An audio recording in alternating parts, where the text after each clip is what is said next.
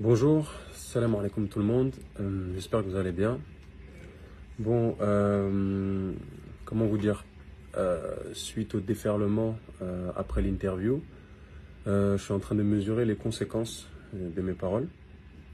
Premièrement, je regrette fortement ce qui se passe. À la base, c'était pas mon intention de bafouer, de salir l'image des femmes voilées.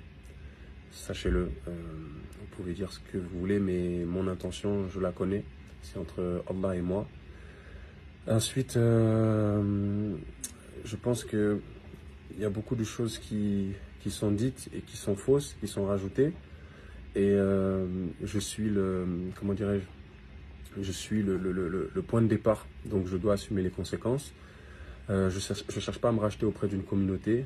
Déjà, je cherche à racheter ma conscience, me sentir mieux vis-à-vis de moi et de ma religion. Je regrette fortement la tournure des choses, comment ça a pris, comment ça a tourné.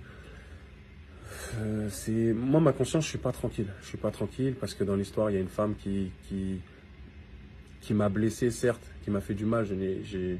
J'ai pas inventé, mais je pense pas que ça mérite un lynchage médiatique et public et qu'on la jette comme ça dans la fosse au lion, parce que c'est pas une victoire, c'est pas une victoire pour nous. Je voulais juste expliquer mon histoire, faire un message de prévention, mais ça a mal tourné. Ça a mal tourné. J'ai mon ego qui a parlé, mon orgueil.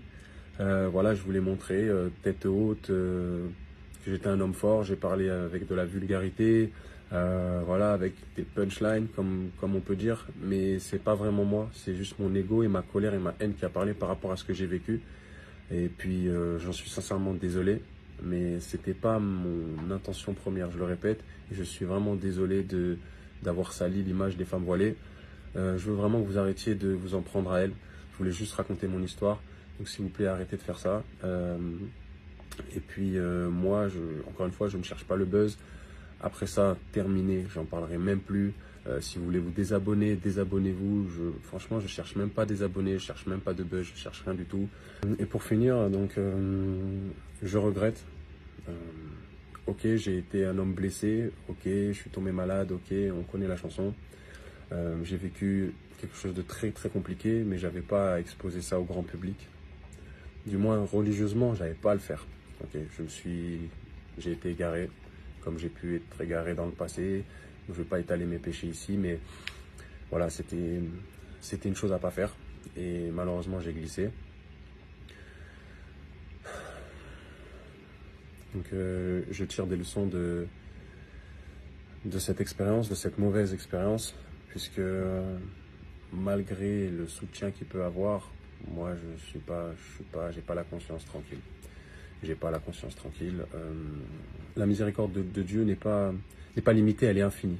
Voilà, la miséricorde de Dieu est infinie, donc j'aimerais vraiment que vous pensiez à moi dans vos prières, et je n'en rajouterai pas plus. Bonjour, mesdames et messieurs.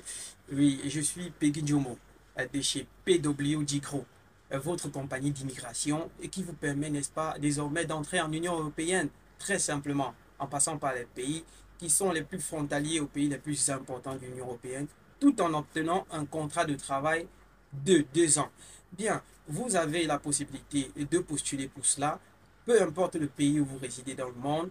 Et vous avez la possibilité de nous contacter au numéro qui s'affiche à l'écran et nous allons vous guider pour monter un dossier pour soumettre dans les différentes compagnies dans les pays comme la Pologne, comme la République tchèque qui sont frontaliers à l'Allemagne, à l'Italie et à la Belgique. Donc n'hésitez pas à nous contacter et nous allons vous donner tout le reste des détails. Merci.